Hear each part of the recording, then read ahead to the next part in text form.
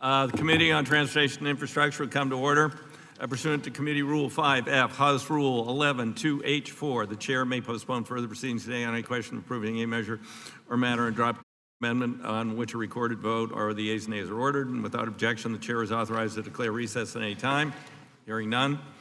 Today, the committee will consider H.R. 1497, the Water Quality Protection and Job Creation Act of 2019, H.R. 4719, the Fish Safe Act, and H. Conres 37, expressing support for designation of October 28th as honoring the nation's First Responders Day. Before we start with that, I just want to address something that caused a little consternation last week. I was referring to the Surface Transportation Bill and work that we've begun on that. And there are certainly areas on the Surface Transportation Bill where the committee will be working together. But I know that there is somewhat of a difference between my side of the aisle and the other side of the aisle on the issues of climate change, climate crisis, defossilization in terms of surface transportation. And I don't expect there will be much interest in that title, but it is going to be a very prominent and strong title in the bill, building on what was adopted in a bipartisan way in the Senate. So if there is interest in working on those provisions, great. If not, we intend to have them in the bill one way or another. So I just want to make that clear. But otherwise, we're sticking with the tradition of the committee in that we try and do things in a bipartisan nature. I want to thank the members of the committee for their support on harbor maintenance. I started on that 23 years ago with Bud Schuster, not Bill Schuster, Bud Schuster. Is Bud's portrait, there's Bud over there, and there's Bill over there. So thank you, Bud. It only took us 23 years to get that done. So let's move on. H.R. 1497, Water Quality Protection Job Creation Act. It's the first item up for consideration. I now call up H.R. 1497, ask unanimous consent to discharge Subcommittee on Water Resources and Environment from further consideration of H.R. 1497. That be considered as read and open to amendment at any point. Without objection, so ordered. I have an amendment in the nature of substitute. The clerk shall report the amendment. Amendment in the nature of substitute to H.R. 1497, offered by Mr. DeFazio. Without objection, the amendment in the nature of substitute should be considered as read. Without objection, the amendment in the nature of substitute should be considered as base text for purposes of amendment. I would now recognize myself in support of the bill. I strongly support the amendment in the nature of substitute, which authorizes $16.68 billion in infrastructure over the next 5 years to address America's crumbling wastewater infrastructure and water quality challenges. It's my understanding that this will be the first reauthorization since 1987. Been a few years. We've all seen firsthand that our infrastructure is outdated.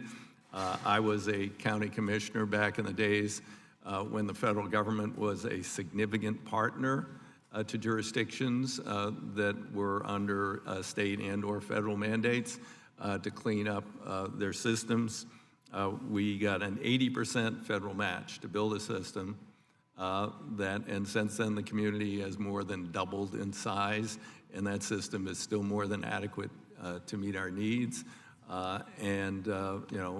We wouldn't have had that without help from the federal government. And around the nation, there are many communities that are under state or federal mandates to either rebuild, expand, or build new wastewater systems. And we have not been a good partner in this effort. And I think should this bill be successful today, we will be renewing federal help to communities across America.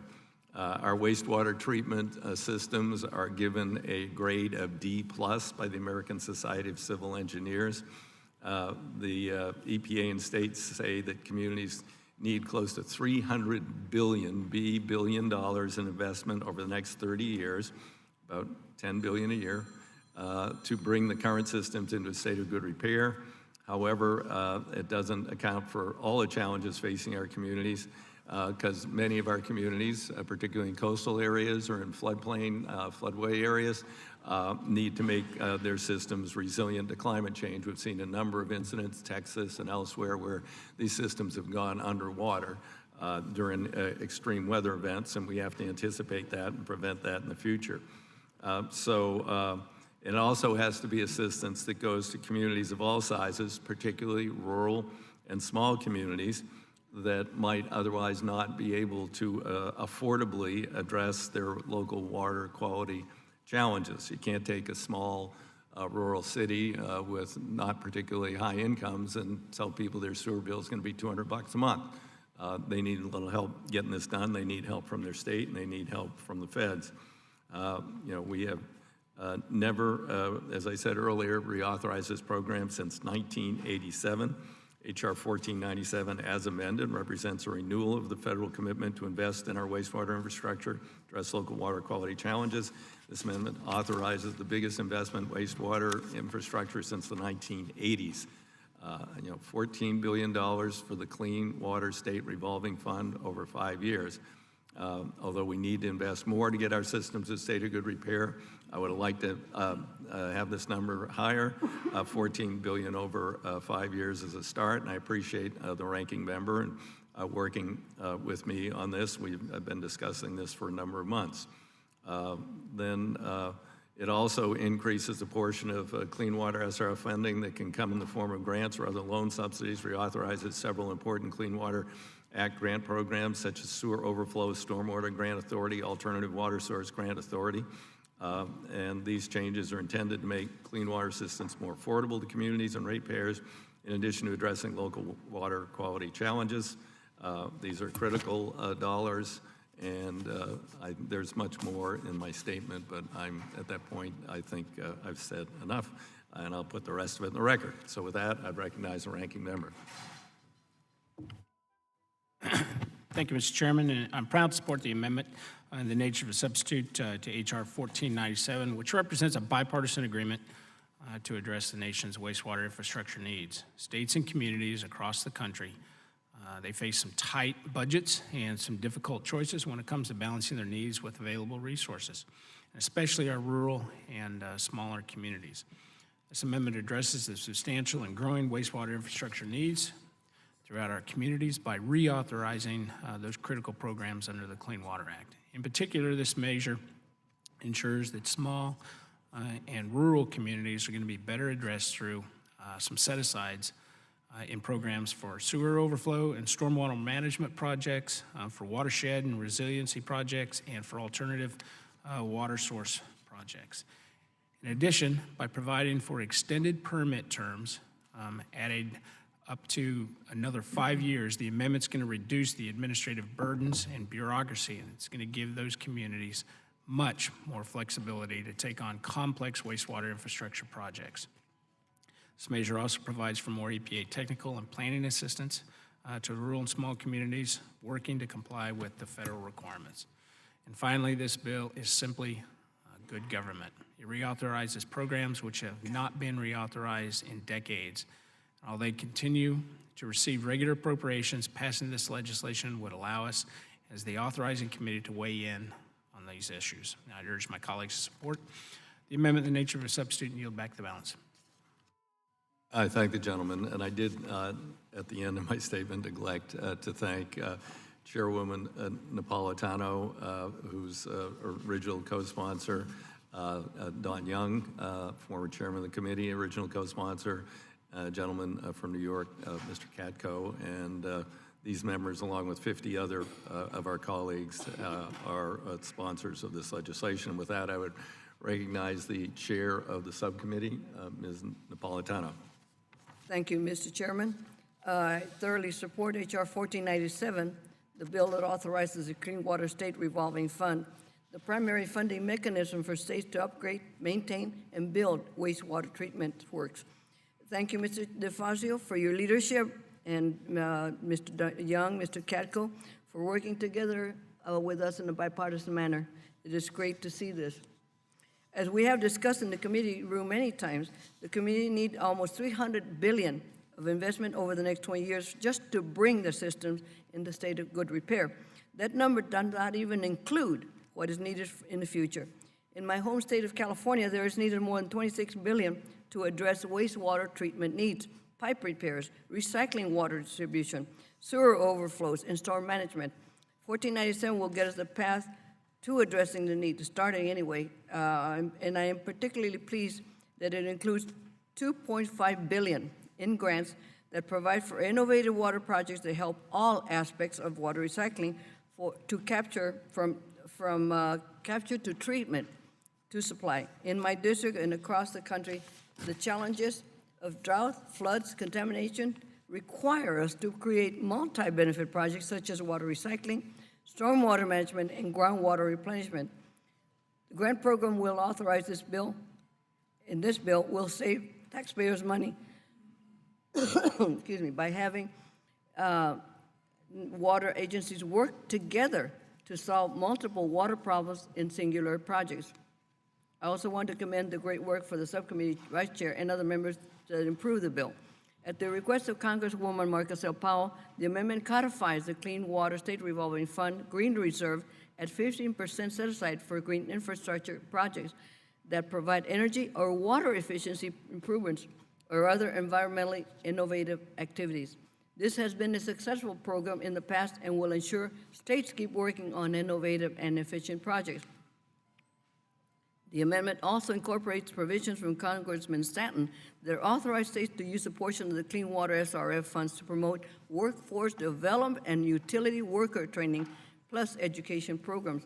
This is vitally important so that we have people prepared to be the next generation of workers in the field.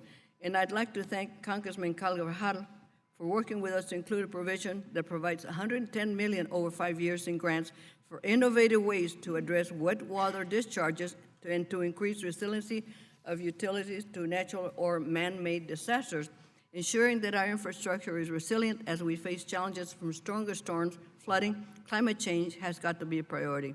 The amendment includes a provision of Congresswoman Trahan that requires states to set aside a minimum of 10% of annual clean SRF funds to provide grants to communities with affordability issues, to provide communities with higher federal match for those projects. I know many of our districts have similar concerns, so this will have those communities in constituency. I ask my colleagues to join us in supporting this vital legislation, and I certainly want to thank our staffs from both sides for putting together the bill. Thank you, Mr. Chair. Yield back. Thank you, gentlelady. Mr. Westerman. Oh, no, thank Mr. Katko. Mr. Katko. Thank you, Mr. Chairman. I want to support H.R. 1497 and the Water Quality Protection and Job Creation Act. I was proud to join the chairman, Subcommittee Chair Napolitano, Representative Young in introducing this legislation earlier this year. I want to especially thank my dear friend, Chairman Napolitano, for working with me on these issues. We work together a lot on many other issues, including mental health and suicide prevention, and it's good that we can work on other issues as well together, so thank you. By reauthorizing funds provided through the Clean Water State Revolving Fund, H.R. 1947 will help communities across the country in addressing growing water demands for essential water infrastructure improvements. Critically, the legislation would make common sense improvements to the permitting process for wastewater treatment projects, providing necessary flexibility for municipalities to invest in these projects over time. Additionally, H.R. 1497 makes critical investments in improving the resiliency of public wastewater utilities, assuring the availability of clean water in disaster-impacted areas. Like so many communities nationwide, water quality issues are critical to my district in central New York, and we have a lot of pipes in our district that are over 100 years old, and we have a wastewater system that is hemorrhaging water from the pipes that ends up overwhelming the wastewater system, and we're in the process of trying to fix that as well, and this bill is going to help that. So I applaud the committee for taking up this legislation to improve federal support for essential water infrastructure development. I look forward to working with my colleagues on both sides of the aisle to continue addressing this pressing issue. And with that, Mr. Chairman, I yield back. I apologize. I got up to be at NPR at 6 o'clock this morning, and the coffee isn't strong enough, and Mr. Westerman had a statement, and he is the ranking, so I'm going to go out of order here. I shouldn't have recognized you yet, John. Anyway, Mr. Westerman. Thank you, Chairman DeFazio, and thank you, Chairwoman Napolitano, for working in a bipartisan manner to bring this bill as presented in the nature, as an amendment in the nature of a substitute to the markup today. I believe that with this bipartisan amendment, we're in much better position than where we originally started on this bill. And as Chairman DeFazio mentioned, the American Society of Civil Engineers has given our water infrastructure a grade of D+, and we can do much better than that in America. Communities across the nation are struggling to comply with the requirements of the Clean Water Act while investing in aging wastewater infrastructure. This bill is a major step in the right direction towards helping communities address these challenges. Many of the Clean Water Act programs in this bill haven't been reauthorized in years. The Clean Water State Revolving Loan Fund hasn't been reauthorized in nearly 30 years, yet it remains the best tool in the toolbox for states to address their critical water structure needs. H.R. 1497 will also reduce administrative burdens and provide states and municipalities with greater permitting flexibility to take on these complex projects by providing them with the opportunity to extend MPDS permit terms from 5 years up to 10 years. Communities have struggled to address their infrastructure needs due to shrinking municipal budgets, insufficient independent financing capabilities, and increasingly burdensome regulations.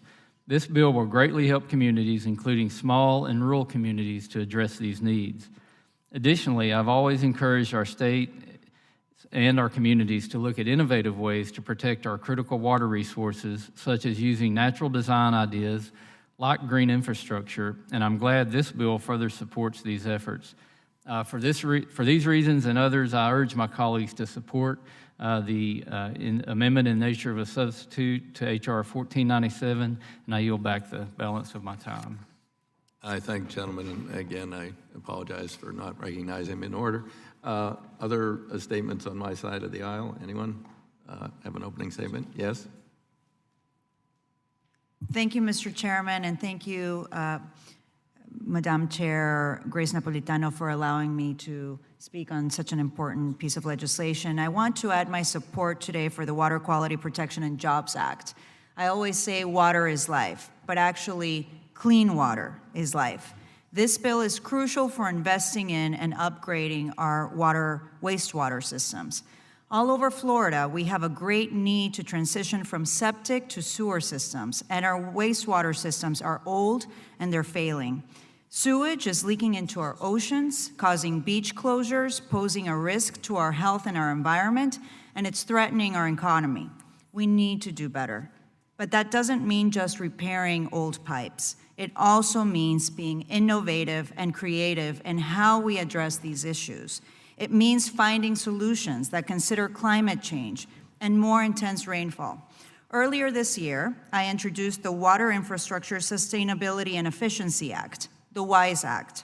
This bill will require a 20% set aside for the Green Project Reserve, which means that where possible, states must use the portion of their Clean Water State Revolving Fund dollars on energy-efficient projects or green infrastructure, like porous pavement, rainwater harvesting, and my favorite, green roofs. Creative solutions like these will help reduce flooding, protect water quality, and enhances energy efficiency. I am pleased that the committee adopted this initiative and included a 15% set aside for the Green Project Reserve in today's bill. We have to work to consider all options to renew our water infrastructure and protect our health and our environment. I am pleased to support this legislation. I yield back. Other comments on the Republican side? Yes, Mr. Graves. Thank you, Mr. Chairman. Mr. Chairman, first, I want to thank you for your earlier statements about the surface bill. I think this committee has a long history of transcending some of the partisan fighting, and I'm hopeful that we can maintain that. So I do want to thank you very much for your comments, and this bill is an example of that, where you do have bipartisan support. Mr. Chairman, as we move forward on this, though, I do want to make note that there are a few things that we do need to be thoughtful of as we do move forward. Number one is ensuring that we also look at compliance, cost compliance regulations to ensure that our regulations are most efficiently achieving the objectives we all share in regard to clean water. Number two, we all recognize that we could spend hundreds of billions, if not trillions of dollars on water infrastructure. Yet when you look at local government officials, oftentimes you see folks out there whenever you're cutting ribbons on highways and roadways and things like that. In my life anyway, I've never seen anyone go out there and cut the ribbon on a wastewater treatment plant. It's not a sexy investment. And what ends up happening, which brings me to my next point, is that I think that folks become increasingly dependent upon federal dollars and ensuring that as we move forward, there is a maintenance of effort, that our state and local partners continue to make appropriate investments and don't become increasingly dependent just on federal funds. And lastly, Mr. Chairman, I think that this committee, we have jurisdiction over infrastructure, and we could easily spend trillions of dollars across this country on aviation, surface, water, pipeline, and other infrastructure investments across the United States. Rather than continuing to have programs that throw insufficient dollars at every single area of infrastructure, I do hope that as we move forward with different infrastructure bills, we can be very deliberate about what the federal role in infrastructure is and be a reliable federal partner that provides ample funds on an annual basis. Instead of having all these different programs, some well-funded, some not, it creates a lot of uncertainty for state and local government funding and ultimately undermines the objectives of these infrastructure programs. I support this legislation. I appreciate the bipartisan way this was put together and look forward to this moving through the floor. Urge adoption. Yield back. Thank the gentleman for his remarks. Mr. Garamendi. Thank you, Mr. Chairman, and congratulations to you and to Mr. Graves for putting this together, Mr. Napolitano and Mr. Westerman. All very, very good, but like everything that's good, there may be something that we may want to deal with. I do want to thank you for including in the bill most of my legislation, H.R. 1764, which provides for a 10-year rather than a 5-year permit for wastewater treatment systems for municipalities. When we introduced it last March, people said there was not a problem. Well, in fact, there was, now that we recognize it, and it is in the bill. The permit terms should reflect the complexity of modern wastewater treatment and recycling projects. The 1972 things were fairly simple. They're not now, so the 10-year permit is appropriate. However, there is a potential problem in the bill going forward, and that is that all of these permits may wind up with the EPA rather than at the state level. We need to have some clarity on that going forward. I look forward to working with you, Mr. Chairman, and Mr. Westerman, Mr. Graves, as this thing moves forward. So with that in mind, I congratulate you and look forward to continuing to work on the legislation so that we can make sure that these wastewater treatment facilities are actually built and under a 10-year permit. I yield back and look forward to perfecting the bill in the months ahead. I thank the gentleman. Others on this side? Seeing none, then, Mr. Carball. Thank you, Mr. Chair, and thank you to Chairwoman Napolitano as well for the hard work that went into coming to this bipartisan agreement to reauthorize the Clean Water State Revolving Fund. I served in local government before I came to Congress and continue to interface with many of our local government agencies, and I can tell you this is an extremely important reauthorization. This is a good agreement to help increase our investments in our nation's water infrastructure. It goes a long way in helping bring our water infrastructure to a state of good repair, supporting good-paying jobs and increasing resiliency. I am proud to have worked with Chairman Napolitano and Chairman DeFazio to ensure resiliency is a part of this legislation to fund our nation's infrastructure. And I'm extremely gratified to see that my legislation was also included in this proposal. As we continue to see the prevalence of extreme weather events become more common, this is a step in the right direction. It would ensure we are supporting smart investments to build or rebuild threatened water infrastructure, increase efficiency in the use of water, or implement advanced treatment technologies such as water reuse and recycling, which is transpiring to a great extent in my district. Mr. Chairman, I yield back. Thank you, gentlemen. Seeing no one on that side, I think we have one more speaker, Mr. Stanton. Thank you very much, Mr. Chairman. I appreciate the committee's work over these past several months on this critical legislation to reauthorize the Clean Water State Revolving Fund. In my state of Arizona, we have $6.7 billion in wastewater infrastructure needs over the next 20 years. The bill before us today makes significant federal investments so that we begin to tackle needs both in my state and across our country. However, it is not enough to provide the federal investment for those infrastructure needs. We must also make sure we have the trained workforce necessary to operate these facilities today and well into the future. The municipal drinking water, wastewater, and stormwater management sector is facing massive workforce replacement needs. Approximately 1/3 of drinking water and wastewater operators in the U.S. will be eligible to retire in the next 10 years, taking with them considerable professional knowledge and experience. The ability of our communities to protect public health and the environment relies on maintaining and building a dynamic workforce. Yet all too often I hear from my communities in my state about the challenges in finding people to operate these critical facilities. I appreciate the committee focusing on this issue and including in this substitute amendment my bill, the Wastewater Infrastructure Workforce Investment Act. This bill will allow states to reserve up to 1% of the funds they are allocated each fiscal year under the Clean Water State Revolving Fund for workforce development, training, and retraining activities. This important provision will provide another avenue to assist our communities in addressing these critical workforce development needs. And I want to thank Chair DeFazio and Chair Napolitano and the committee staff for working with me on this important issue. I yield back. Thank you, gentlemen. Any other members?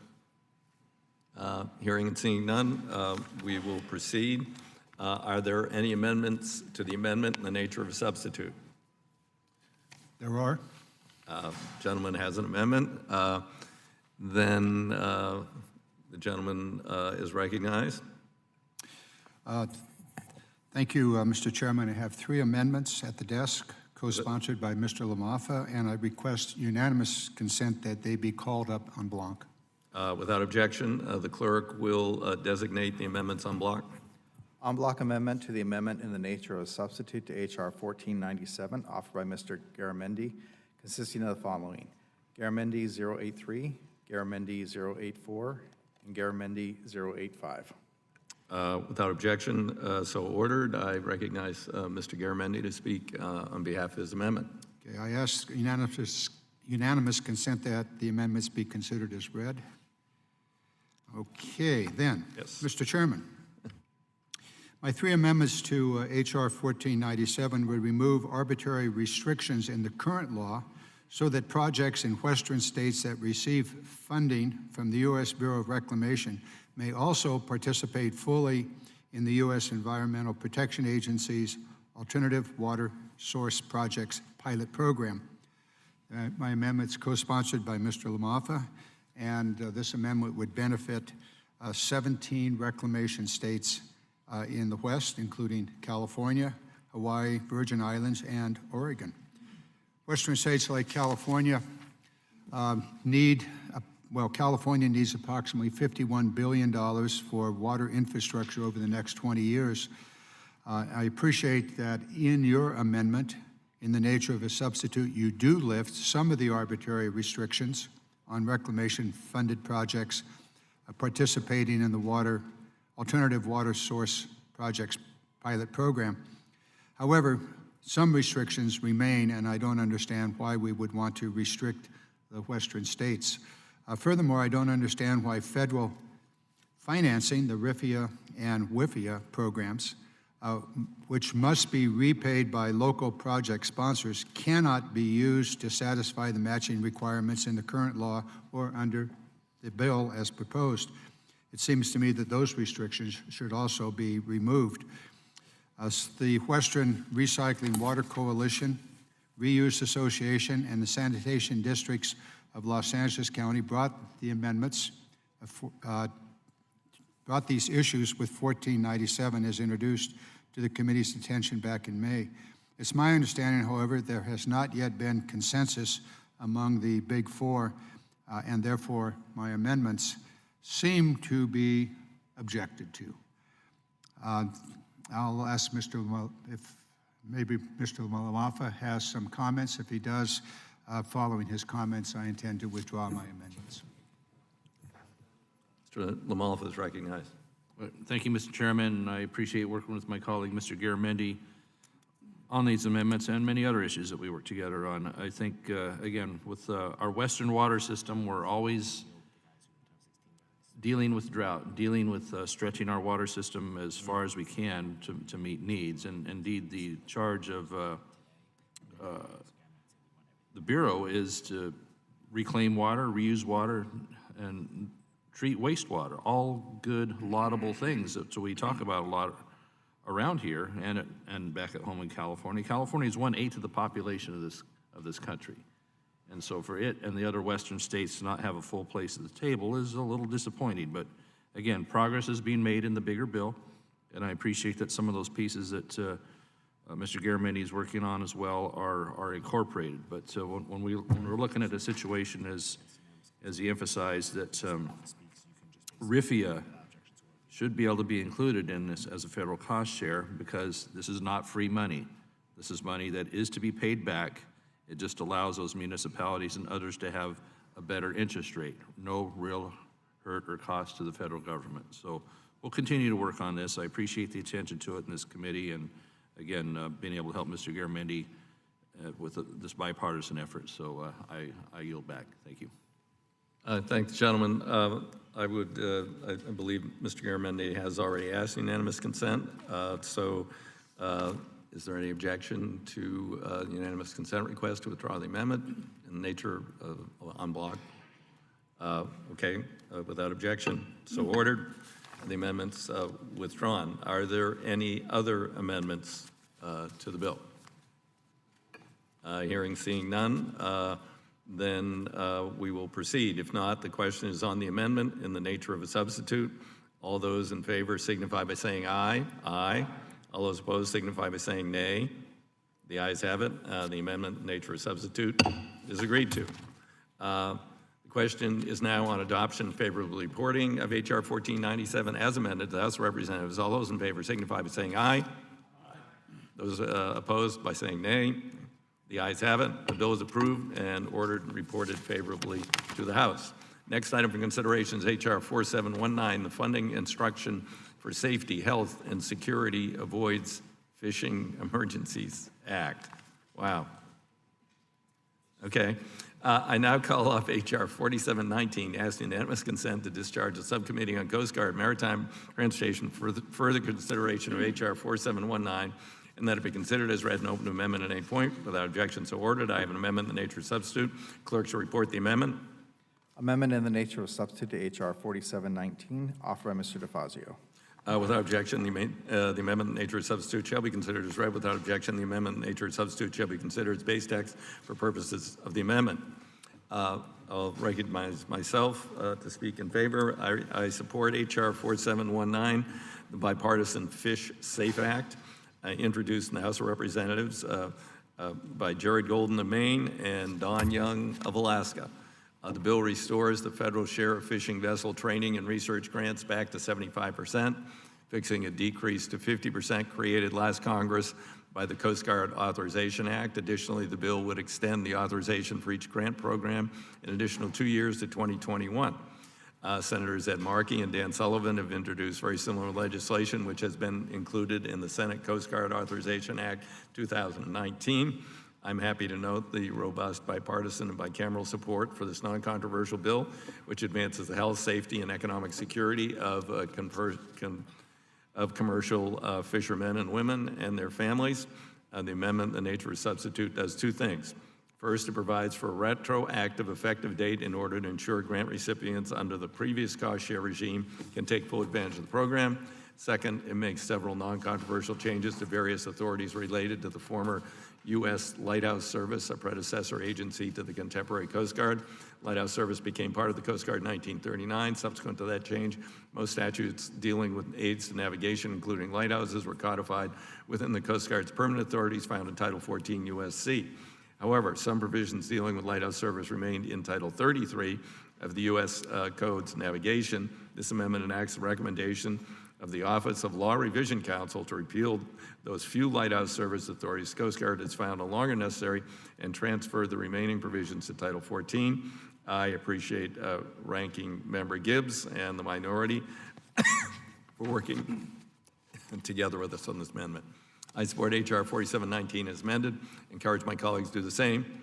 I now recognize Ranking Member Graves for a statement. Thank you, Mr. Chairman. In 2010, Congress imposed safety requirements on the commercial fishing industry, or at least commercial fishing vessels, and established the Fishing Safety Training Grant Program and the Fishing Safety Research Grant Program. In 2018, Congress transferred responsibility for the grant programs to the Department of Health and Human Services. The amendment in the nature of a substitute sets the federal share for the grants at 75% and extends the authorization for the grants through fiscal year 2021.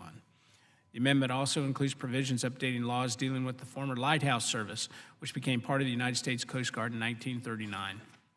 I commend Congressman Golden and the Dean of the House, Congressman Don Young, for introducing this bipartisan measure. And with that, I thank Chairman DeFazio and Subcommittee Chairman Maloney for working with us on the amendment in the nature of a substitute, and I'd urge my colleagues to support the bill, and with that, yield back. Do other members wish to be recognized? Seeing none on my side, Mr. Graves. Mr. Chairman, thank you. I just want to very quickly say that in the Natural Resources Committee, which, as you know, has jurisdiction over the actual fisheries, through some of our hearings, we found where we have some certain commercial fishers that are out there making seven figures every year without ever putting a line in the water, simply being given these catch shares from the federal government, have turned around and leased those or rented them out on a yearly basis and are sitting back not fishing, in some cases in other countries making up to seven figures. I understand this is fishing safety, and certainly Louisiana being one of the largest commercial fishing states in the nation, I am supportive of the grant and the program, but as we move forward, I do think we should look at some of these commercial fishers that are receiving all sorts of funds from the federal government without an appropriate due to the taxpayers of the public of this public resource.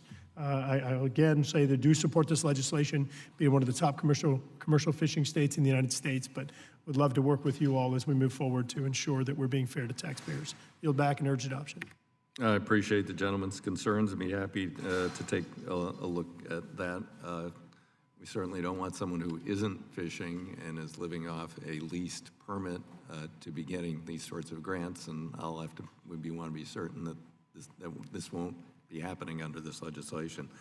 Other members wish to be recognized? Seeing none, are there any amendments to the amendment in the nature of a substitute for H.R. 4719? Seeing none. If not, the question is on the amendment in the nature of a substitute. All those in favor signify by saying aye. Aye. All those opposed signify by saying nay. The ayes have it. The amendment in the nature of a substitute is agreed to. Question is now on adoption favorably reporting H.R. 4719 as amended to the House of Representatives. All those in favor signify by saying aye. Aye. Those opposed by saying nay. The ayes have it.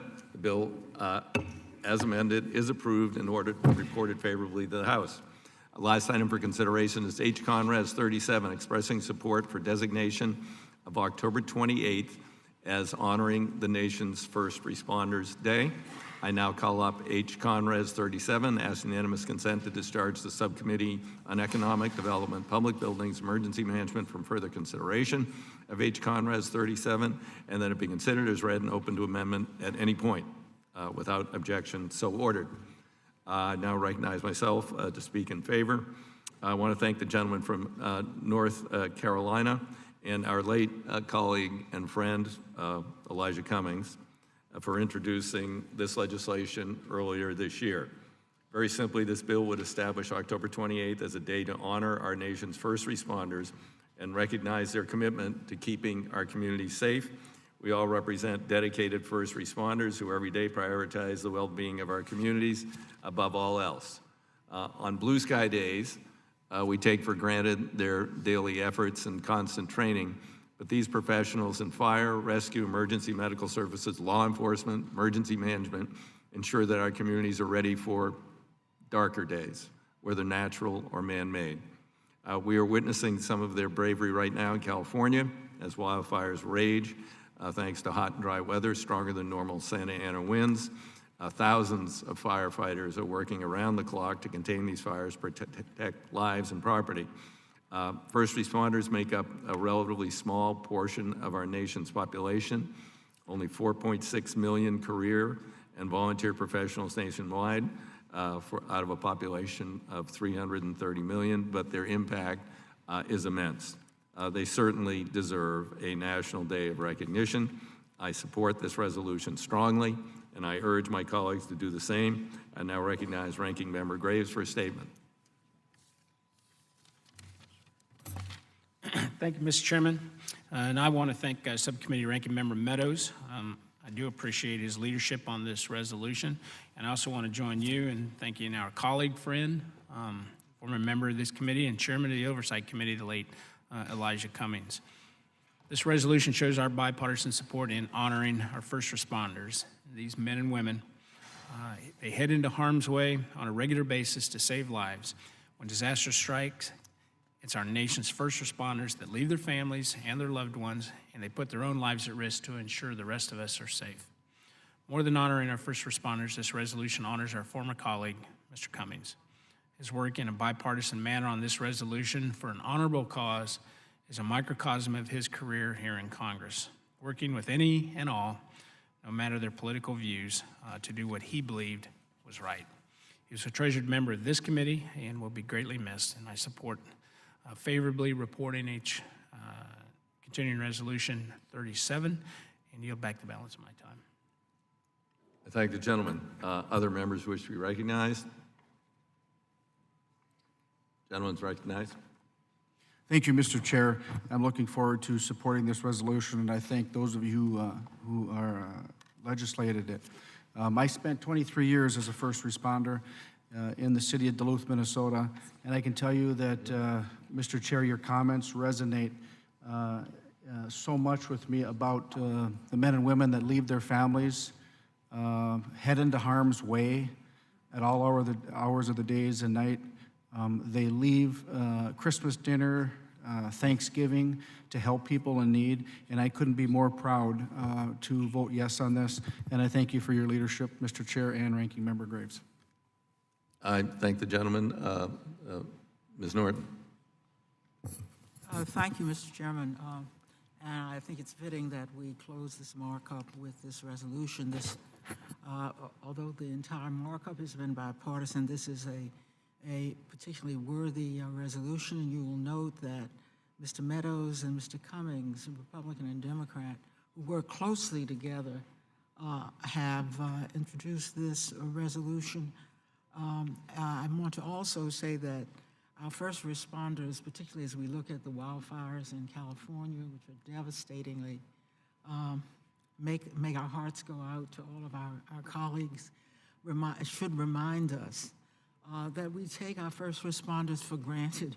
My great-grandfather was a fireman, so I particularly revere them, but I revere them much more today when climate change and other disasters have made their work so much harder, and I think this resolution is very worthy to close this markup. Thank you very much, Mr. Chairman. I thank gentlelady. Others, seeing none there, Ms. Finkenauer. Thank you, Chairman, and thank you to my colleague, Congressman Meadows, with Congressman DeLauro and the late Congressman Cummings, moving this resolution forward. Congress and this committee feels emptier without Congressman Cummings, and I am glad to see his work to recognize our first responders continue here today. Thank you for the opportunity to speak on this resolution and for the opportunity to share why this is so important to me. You see, my late grandfather was a firefighter, and he's the guy that taught me what public service was all about. I remember growing up, I didn't know anybody else in public service. He was the only one I knew, and lucky for me that our firefighters are some of the best examples of what public service is all about. You see, when he would get a phone call to run into a burning building, he didn't call back and ask, "What color's your skin? How much money do you make? Who do you love? Where are you from?" He just showed up, and he helped people, and he did his job. And that, to me, again, is what public service is all about. That's what we should have here in this body and across our country. And today, it is an honor to get to pass this resolution honoring our first responders who show up every day, who stand up for our communities. And I am proud that October 28th will be the day of honoring the nation's first responders. And with that, Chairman, I yield back. I thank the gentlelady for the eloquent statement. Other members which should be recognized? Seeing none. Are there any amendments to H-Con Res 37?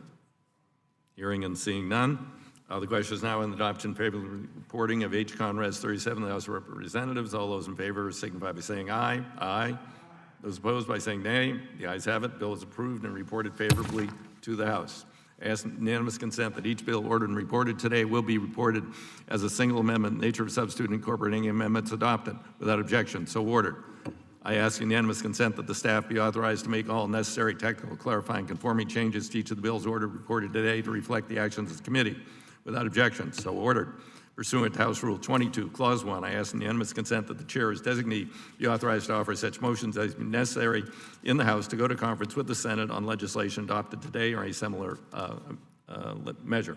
Without objection, so ordered. I ask unanimous consent that pursuant to Rule 11, Clause 2L, members have at least 2 calendar days in which to file any supplemental, minority, additional, or dissenting views on the legislation adopted today.